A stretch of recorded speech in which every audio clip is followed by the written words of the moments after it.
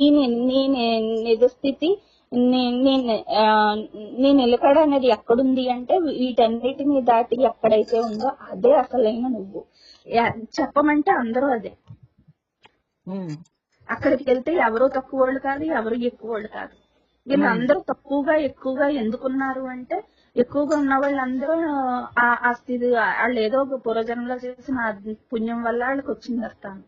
తక్కువగా ఉన్నారంటే ఏదో పూర్వజన్మ కర్మదోషం పాపం ఏదో ఉంది, అందుకని ఆ స్థితిలో ఉన్నారు.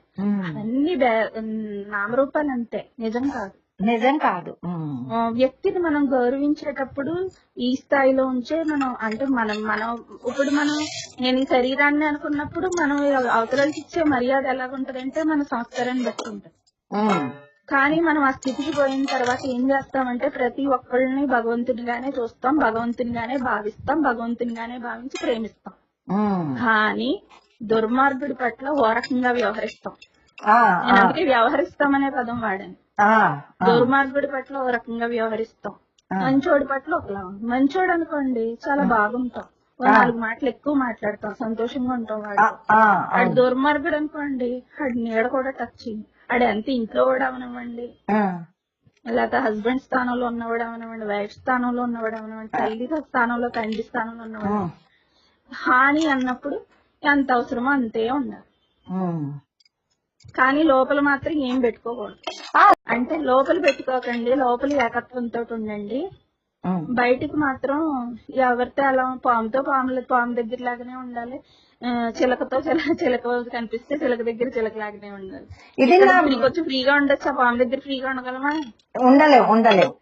ఎందుకంటే అది పాము మరి కాటేసిందంటే అంతే అయిపోతాం. కరెక్ట్ గా చెప్పారు. దీనికి మనకి శ్రీరామకృష్ణ వారి దాంట్లో కూడా ఒక కథ ఉంటది అనమాట. ఇలాగా అడవిలో వెళ్తా ఉంటారు, ఒక ఏనుగు పరిగెట్టుకుని వస్తుంటది, శిష్యులందరూ వెళ్తుంటారు. అందరిలోనూ భగవంతుడే ఉన్నాడు అని గురువు గారు చెప్పారు కదా అని చెప్పేసి ఏనుగు నారాయణుడు వస్తున్నాడని ఏనుగుడికి ఎదురుగా వెళ్ళిపోతాడు. అందరిని గురువు గారు ఏమో మావటివాడు అంటాడు, పక్కకు తప్పుకొని జాగ్రత్త, ఏం వస్తుంది అని మావటివాడు చెప్తుంటాడు. దానికి పిచ్చి పట్టిందని చెప్తా ఉంటాడు.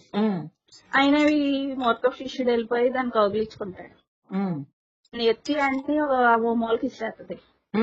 దెబ్బలు తగిలేసిన స్థితిలో ఉన్న అతన్ని చావు బతుకుల్లో ఉంటే గురువు గారి దగ్గర తీసుకెళ్తారు మిగతా శిష్యులు. తీసుకెళ్తే ఎరా ఇదేం పనిరా, ఇలా ఎందుకు చేసావరా అని అడుగుతారు.